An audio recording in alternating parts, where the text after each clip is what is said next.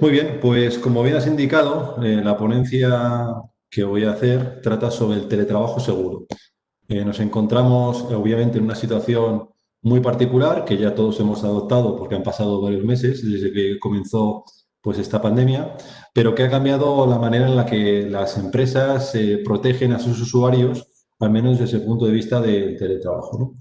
Por dar un poquito de contexto, estos son unas gráficas de tráfico del pasado mes de marzo, donde comenzó bueno, la pandemia y donde comenzó realmente el lockdown, perdón, no me sale la palabra, el confinamiento a nivel nacional, ¿no? Y se puede apreciar un incremento sustancial del tráfico. De hecho, se habla de cifras en torno a un 80% de empleados que habían sido enviados a teletrabajar, ¿no? Todos aquellos que podían teletrabajar, pues estaban teletrabajando.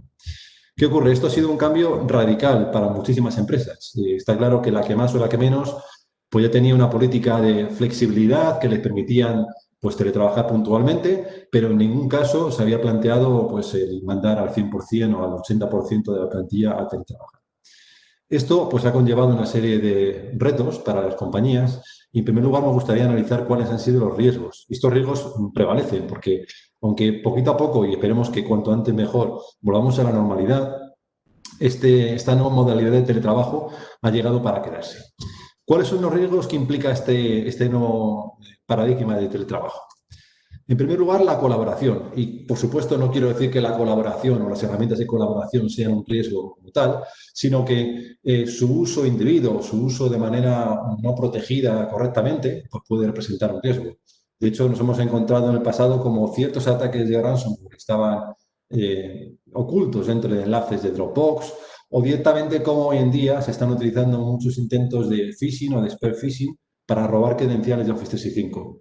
Por lo tanto, estas tecnologías tienen que estar convenientemente protegidas para garantizar que sean eso, una herramienta que nos ayude a trabajar o a teletrabajar mejor, pero que no represente un riesgo ni para la compañía ni para nuestros datos.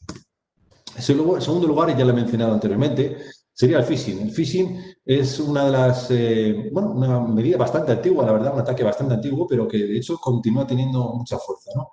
Puse antes el ejemplo que tengo aquí representado, que es ataques de phishing o de spear phishing contra compañías intentando robarles credenciales de Office 365. Office 365, Google Apps o cualquier otra plataforma de colaboración. ¿Por qué? Porque ese cambio de teletrabajar o ese cambio de trabajo remoto o de acceso de manera remota a los datos ha propiciado que cada vez utilicemos más estas herramientas. Por lo tanto, es más probable que haya información sensible en estas plataformas y son fruto de o son objetivos de ataque. Por supuesto, tenemos que hablar de ransomware y el ransomware ha cobrado mucha fuerza en esta pandemia porque se han dado cuenta los atacantes de que, bueno, pues había ciertas debilidades, las compañías, como veremos a continuación, han tenido que improvisar y eso ha implicado ciertos riesgos o ciertos problemas de seguridad. Y el ransomware se ha aprovechado de ellos. Este concretamente, que es una captura de nuestra CLT Enciclopedia, representa el ataque de Ryuk, que es un ataque de ransomware que utiliza múltiples malware, utiliza un troyano que puede ser Emotet para entrar e infectar los equipos, luego utiliza TrickBot para robar credenciales y luego bien a través de vulnerabilidades no parcheadas o otras técnicas se propaga y finalmente consigue pues cifrar archivos y carpetas dentro del usuario para conseguir a cambio pues un rescate, ¿no?, que pague la compañía. Si no pagas, no vas a recuperar estos ficheros. ¿Qué ocurre? Que esto ha girado o ha cambiado ligeramente en los últimos meses y nos hemos encontrado con una nueva modalidad. Ya no solamente nos atacan y nos roban la información, ya directamente lo que hacen es que nos atacan y publican nuestra infección en la dark web, de manera que cualquier atacante potencial que vea la infección le puede interesar y puede decir, caray, esta empresa me interesa, voy a comprar la infección en la subasta, como si fuese en eBay, la compro, me dan las herramientas, por lo cual no tengo ni siquiera que saber lo que estoy haciendo, me dan las herramientas para efectuar el ataque y aprovechando esa infección que han hecho otros, yo monetizo ese ataque o robo información o hago lo que considero oportuno dentro de ese contexto. Por lo tanto, pues hemos entrado en una situación bastante complicada, ¿no? Que donde entra en juego el ransomware as a service, entra en juego, por supuesto, las organizaciones cibercriminales y bastante complicada de controlar. Aquí tenemos además ejemplos donde se ha intentado aprovechar pues el tirón que tenía la pandemia para conseguir el punto de entrada o conseguir la infección inicial en el contexto de ransomware. Otro clásico que tampoco podemos dejar de lado es el BEC. El Business Email Compromise no deja de ser un ataque que está basado en la confianza del usuario. Es decir, yo mando un correo en nombre del CEO de mi compañía porque he conseguido suplantar su identidad de alguna manera. Le mando un correo electrónico al departamento de finanzas y le pido que me haga una transferencia urgente porque necesito hacer una compra por lo que sea. Hoy en día, además, con la situación de la pandemia, donde estamos todos teletrabajando, es más difícil que esa persona pueda verificar la autenticidad de la solicitud, ve la solicitud y la tramita inmediatamente. ¿Qué ocurre? Que ese tipo de ataques no suelen tener ningún tipo de URL, ningún tipo de amenaza como tal. La amenaza está en la intencionalidad del correo. Por lo tanto, es muy difícil detectarlos y tenemos que ser capaces de implementar mecanismos que, por un lado, ya hablaremos de ello, consiste en informar bien a nuestros usuarios y, por otro lado, consiste en tener tecnología que nos ayude para poder detectarlos y bloquearlos. Fijaos que aquí hablamos de unas pérdidas cuantiosas en distintos sectores. Y además estos ataques no solamente afectan al CEO, sino que también pueden afectar a la cadena de suministro, al robo de credenciales, etcétera, etcétera. Luego tenemos la navegación insegura. ¿Qué es esto de la navegación insegura? Bien, comienza la pandemia, mandamos a todos nuestros empleados a teletrabajar. ¿Qué ocurre? Como ya dije anteriormente, la mayoría de las empresas, en el mejor de los casos, nunca habían mandado más del 80% de su plantilla o más del 50% a teletrabajar. ¿En qué se traduce esto? En que las infraestructuras no estaban preparadas. ¿Qué ocurre? Que en el mejor de los casos, para aquellas empresas que sí que estaban preparadas, han podido establecer una VPN con todos sus usuarios, la cual han utilizado tanto para acceder a datos corporativos que tengan en sus distintos sistemas, como también para navegar. Es decir, el usuario está navegando por Internet desde su casa, pero a través de la red corporativa de la empresa, exactamente igual que lo haría desde su puesto de trabajo. Esto se traduce en que los mecanismos de protección que tenga esa empresa desplegados se van a aplicar a ese usuario independientemente de donde esté. Pero claro, ¿qué ocurre? Cuando no disponemos de esos recursos, tenemos que recurrir a lo que se llama un split tunnel. Un split tunnel consiste en una VPN donde al usuario, cuando necesita acceder a mis datos corporativos o a mis recursos internos, le tunelizo o le dejo acceder a través de la VPN. Sin embargo, cuando va a acceder a una página web, yo le permito que navegue a través de su conexión a Internet.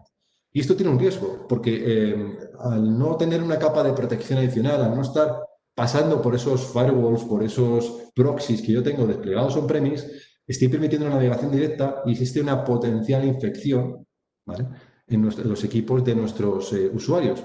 Infección que posteriormente se puede llegar a propagar.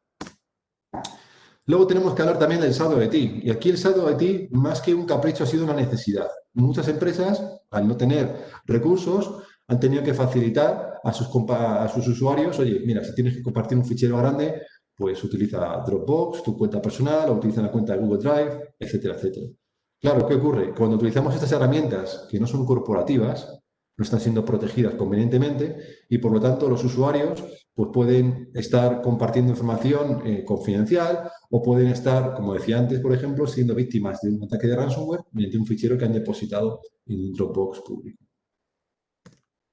Y también tenemos que hablar del Bring Your Own Device. El Bring Your Own Device, más allá de que el usuario trabaje con su equipo personal por capricho, en este caso, de nuevo, ha sido una necesidad.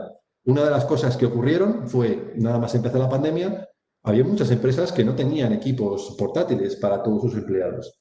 Entonces, tenían dos alternativas, o comprarlos y el stock se acabó muy rápidamente, o directamente permitirles teletrabajar utilizando sus equipos personales. Pues se pueden imaginar ustedes esos equipos personales que han estado utilizando pues, para cualquier uso, para que, por ejemplo, los niños jueguen, etcétera, etcétera, pues pueden estar sujetos a cualquier tipo de riesgo y lo vamos a conectar a nuestra red corporativa. Por lo tanto, es un riesgo muy elevado. Y ya por último, me gustaría mencionar servicios vulnerables expuestos a Internet. Más allá incluso de las VPNs, había empresas que no tenían la posibilidad de establecer un VPN y tiraron por la calle en medio. Bien, ¿todo el mundo tiene conexión a Internet? Perfecto, pues yo facilito la conectividad a Internet y permito que accedan a servicios que publico en Internet. ¿Qué recomendaciones hacemos desde Trend Micro para mitigar estos riesgos que he mencionado? En primer lugar, formación y concienciación a usuarios. Es fundamental y lo pongo antes de las medidas de protección que mi compañía vende, por ejemplo.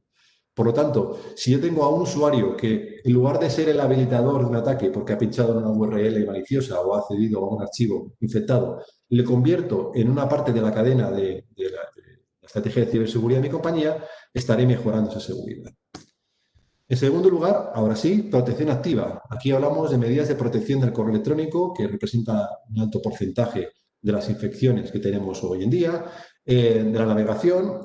Por supuesto, ya lo dije anteriormente, proteger la navegación con proxies y con soluciones cloud para permitir que el usuario esté protegido independientemente de donde esté ubicado. Por supuesto, proteger el puesto de trabajo independientemente de donde esté ubicado. Servidores, especialmente aquellos que estén expuestos. Si yo estoy poniendo servidores en Internet para publicar un servicio, por lo menos que garantice que esos servidores están protegidos frente a ataques a vulnerabilidades, malware, etcétera, etcétera. Y por último, una estrategia de DLP que me permite identificar posibles fugas de información dentro de mi organización. Debemos controlar dispositivos no corporativos, es decir, tenemos la necesidad de trabajar o permitir a nuestros trabajadores que utilicen dispositivos no corporativos, a menos facilitarles una solución de antivirus personal, facilitarles una navegación segura, como decía, soluciones en nube, perfectamente compatibles con equipos personales o con equipos públicos, corporativos, perdón, o acceso limitado a servicios, es decir, delimitar a qué servicios van a poder acceder estos usuarios a través de la VPN. Y esto sería todo por mi parte.